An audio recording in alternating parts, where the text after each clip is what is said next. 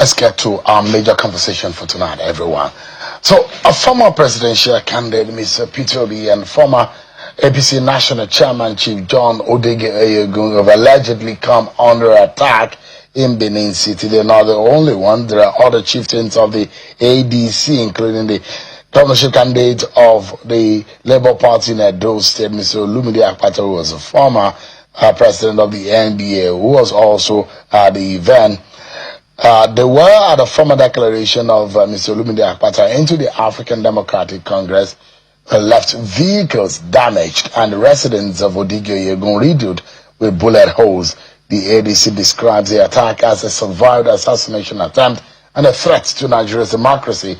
The development comes amid heightened political tensions following disputes over recent local government elections in some part of the country. Authorities are yet to issue a detailed statement as concerns grow over the safety of opposition figures.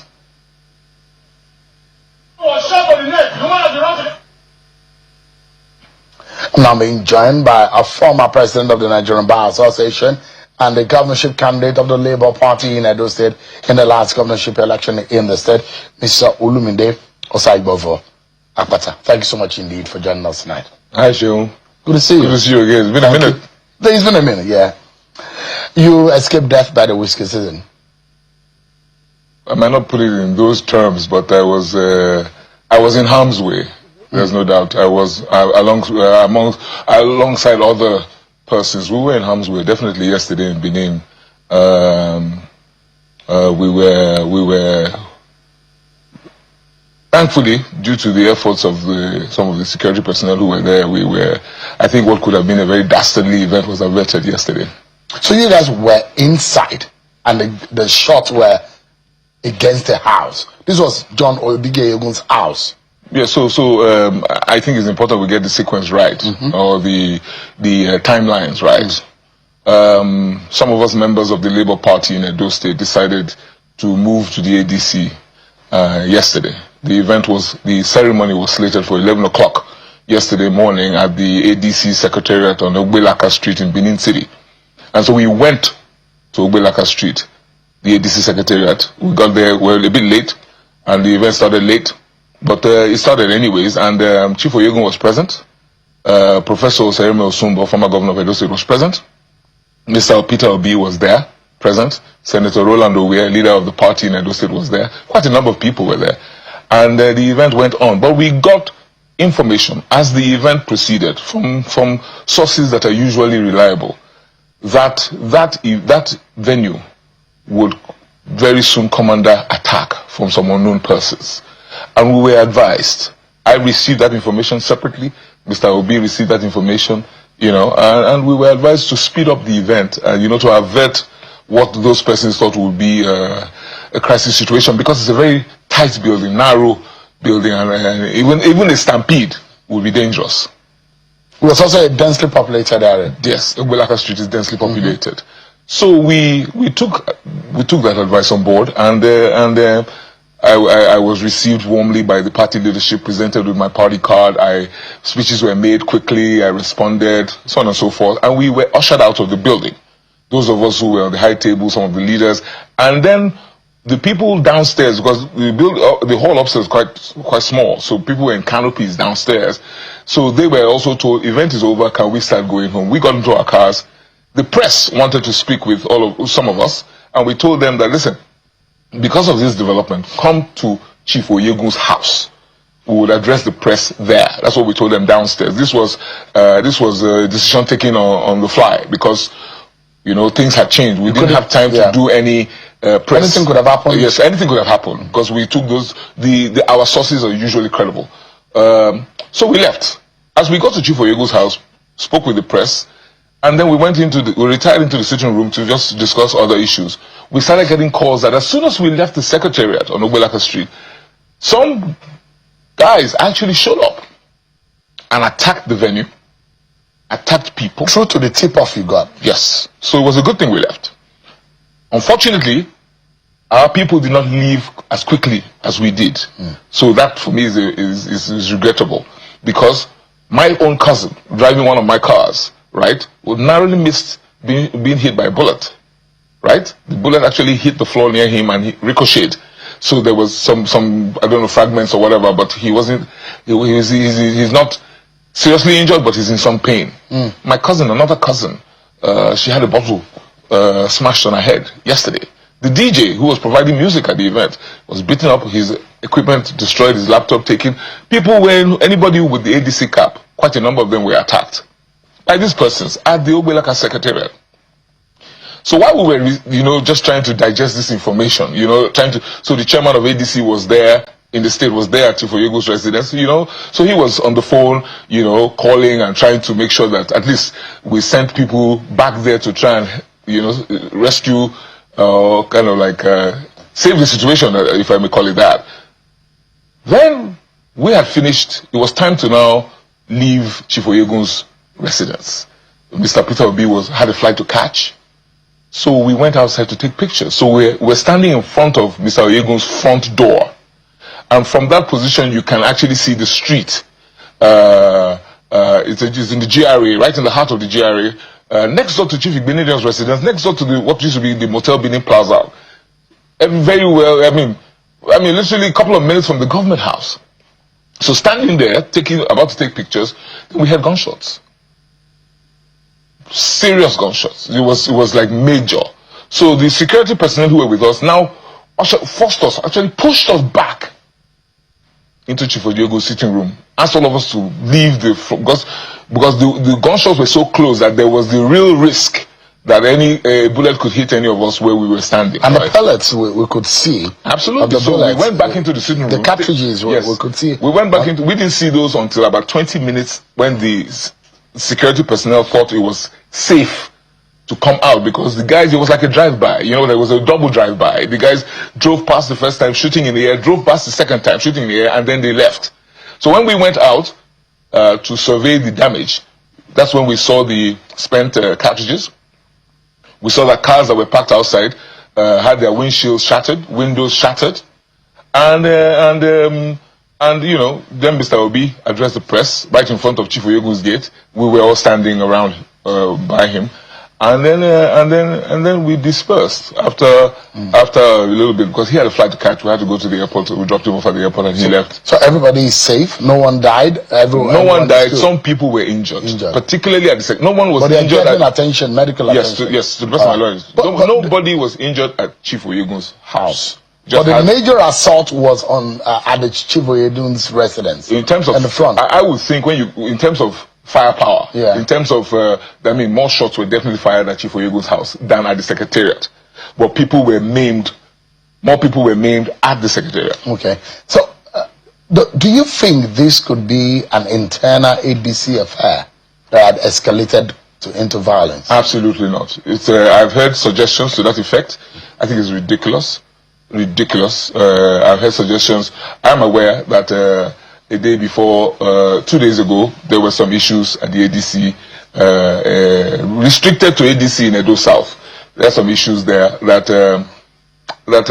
some are now suggesting is the cause of this violence that we saw yesterday. I totally disagree with that. It makes no sense whatsoever. Because there are those who feel that all of your coming into the ADC, and that those who said they were the original owners or the original leaders and members of the ADC, and they feel Peter Obi is coming into town and some group of people want to take over the party, forcibly thinking that this is going to end in them being sidetracked, and they got violent, because that is a side of the story that we're getting. And there are those which we've seen a video of a man saying they are the original leaders of the ADC. Why do they want to take over the party? They are not included, no inclusion, they are being sidetracked. Those are some of the conversation that is also on the streets in Benin City. I think it's not safe. It's not safe for us to anonymize these stories. When we anonymize them, we allow generalization to take effect. The issues were clear. The day before, Senator Roland Owie, who is like a father to me, right, was upset that at a meeting called in Benin, he wasn't involved here. To that meeting, he was upset, right? the meeting was taking place at Chief Oyegun's house. At that time, I wasn't a member of the party. This is information I got, and it was on social media. We saw all of that. He was upset that he wasn't involved.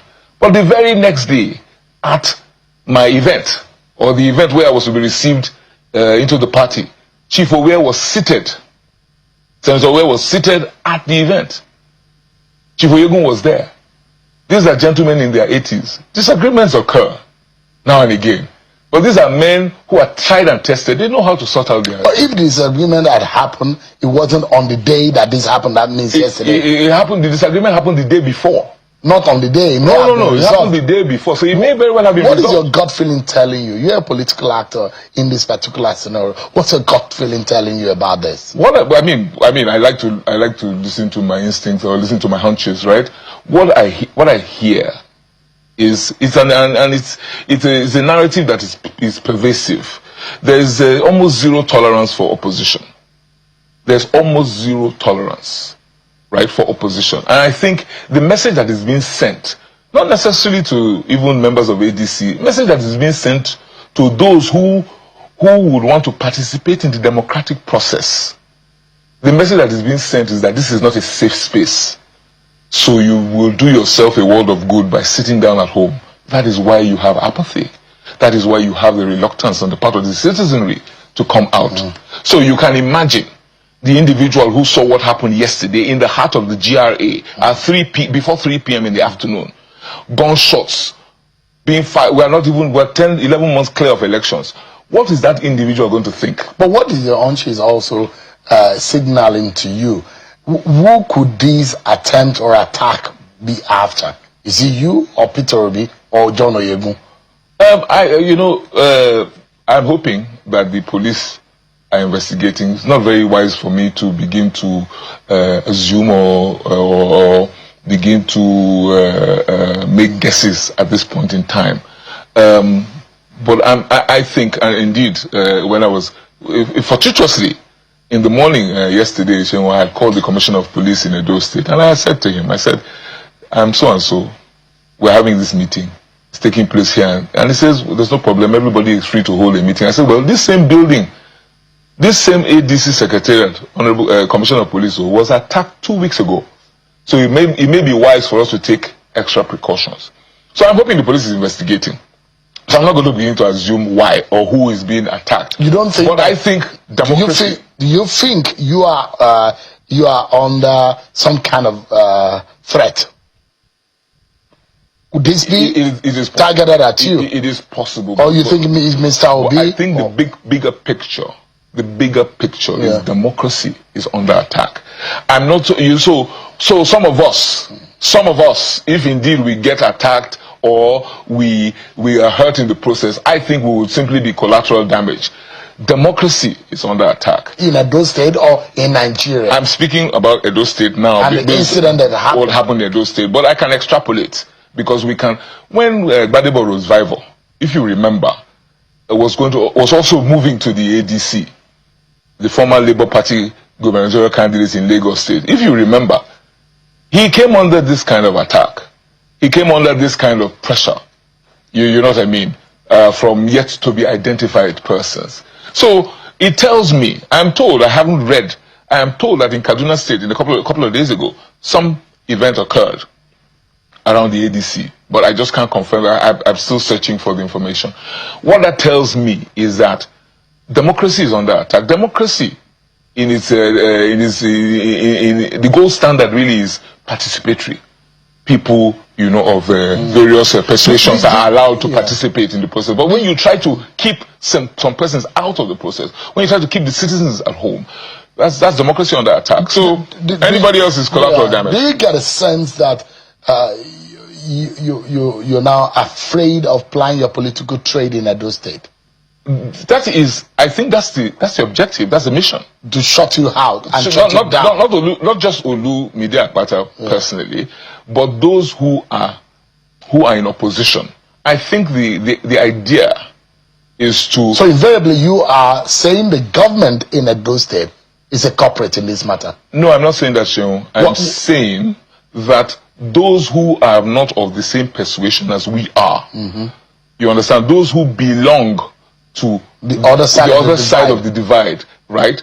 Definitely, right? Have an objective, right? And these guys, they have their agents. You know what I mean? You have agents. Could their agents be acting allegedly on their own volition without necessarily being? We've seen that happen before. You have very overzealous agents who can decide that they need to impress their principals. We have seen that happen before. But the sense I get whenever in Edo State at the moment, the sense I get, and it's very worrying, is in the last couple of months, reports coming out of Edo State, have created the impression to those looking at us that violence is permitted. That if you do anyhow, you see anyhow. That kind of attitude. That the politics of violence is permitted. But why do you move to the ADC? Well, I moved to the ADC because I belong to a group who believe that a better Nigeria is possible. We were members of the Labour Party, and on the 31st of December, the leader of that group moved to the ADC. And those of us in Edo State sat down. Not everybody in Labour Party in Edo State has moved. I don't want to create that impression, but quite a number of us decided that that journey to a better Nigeria that we think is possible will be best traveled on this platform, the platform of the ADC, to work with our leader, Peter Obi, to try to actualize that objective. So you're done with Labour Party? Yes. I have moved to the ADC. Yeah. In the local parlance on the streets, they say it's a use and dump scenario. Do you feel that that's what you did to the Labour Party? Oh no. I was an integral member of the Labour Party. I added value to the party. I worked very hard with the party. The election I ran was in 2024, right? We have reached a point now where we are heading towards 2027 presidential elections. Mr. Peter Obi has moved to the ADC. Some of us want to add value and support him, so we've moved to the ADC. Use and dump, I don't think so. There's an objective, and we're trying to achieve that. You will find out that even those who remain in ADC, those who remain in Labour Party, they still support Mr. Peter Obi. But Labour Party for you is not as viable as you will imagine the kind of political platform you want to belong right now. Labour Party, as far as the presidential elections is concerned, right, is still, because of the crises that have plagued the party, which thankfully I see have been resolved. Thankfully, we're grateful to God for that. Because of the crises, there is, which I believe is what has informed Mr. Obi moving to the ADC, very difficult to achieve the kind of traction that you need to achieve before the 2027 presidential election. So do you see yourself going back to the Labour Party? I don't. I think that's kind of premature. We're the ADC. So you don't have a problem with the Labour Party. You just think ahead of the presidential election, you need to belong to a group that is viable. Is that right? I have a problem, right, with the how do I put it? The many unresolved issues. Okay. Right, I don't want to spend the time apportioning blame. An encumbrance. I have a problem with the many unresolved issues at the Labour Party end that took us so long. Right, we are still in the process.